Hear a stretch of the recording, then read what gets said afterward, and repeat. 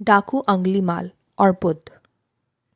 एक बार की बात है, मगध राज्य में एक सोनापुर नाम का गांव था।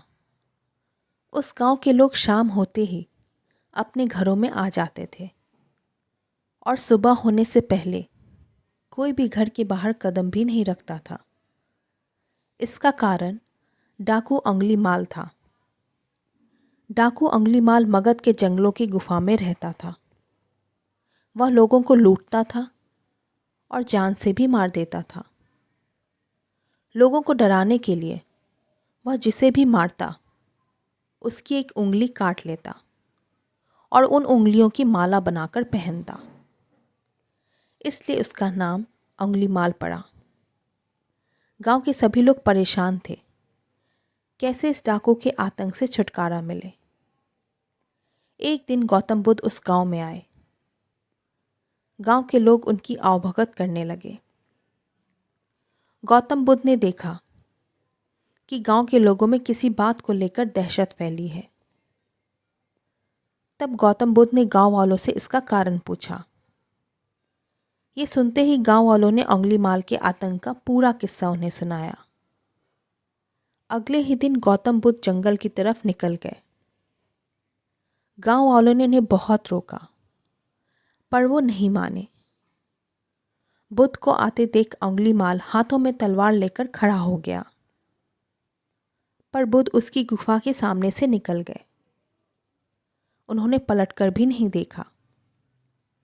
अंगुलीमाल उनके पीछे दौड़ा, पर दिव्य प्रभाव के कारण वो बुद्ध को पकड़ नहीं पा रहा था। थक हार कर उसने कहा, रुको। बुद्ध रुक गए और मुस्कुराकर बोले, मैं तो कब का रुक गया, पर तुम कब ये हिंसा रोकोगे? अंगुलीमाल ने कहा, सन्यासी, तुम्हें मुझसे डर नहीं लगता? सारा मगध मुझसे डरता है। तुम्हारे पास जो भी माल है निकाल दो, वरना जान से हाथ धो बैठोगे। मैं इस राज्य का सबसे शक्तिशाली व्यक्ति हूँ। बुद्ध जरा भी नहीं घबराए और बोले, मैं ये कैसे मान लूँ कि तुम ही इस राज्य के सबसे शक्तिशाली इंसान हो? तुम्हें ये साबित करके दिखाना होगा। अंगुलीमाल बोला, बताओ, कैसे साबित करना होगा? बुद्ध ने कहा, तुम उस पेड़ से 10 पत्तियां तोड़ कर लाओ। अंगुलीमाल ने कहा, बस इतनी सी बात? मैं तो पूरा पेड़ उखाड़ सकता हूँ। अंगुलीमाल ने 10 पत्तियां तोड़ कर ला दी। बुद्ध ने कहा, अब इन पत्तियों को वापस पेड़ पर जाकर लगा दो। अंगुलीमाल ने हैरान होकर कहा, टूटे हुए पत्ते कहीं वापस लगते हैं क्या? तो बुद्ध बोले, जब तुम इतनी छोटी सी चीज़ को वापस नहीं जोड़ सकते तो तुम सबसे शक्तिशाली कैसे हुए? यदि तुम किसी चीज़ को जोड़ नहीं सकते तो कम से कम उसे तोड़ो मत। यदि किसी को जीवन नहीं दे सकते तो उसे मृत्यु देने का भी तुम्हें कोई अधिकार नहीं है। ये सुनकर अंगुलीमाल को अपनी गलती का एहसास हो गया और वह बुद्ध का शिष्य बन गया और उसी गांव में रहकर लोगों की सेवा करने लगा।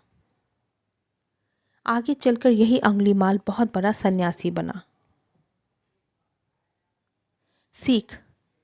इस कहानी से हमें ये सीख मिलती है कि आज के दौर में लोग किसी की जान को बचाने से ज़्यादा तमाशा बनते देखते रहते हैं।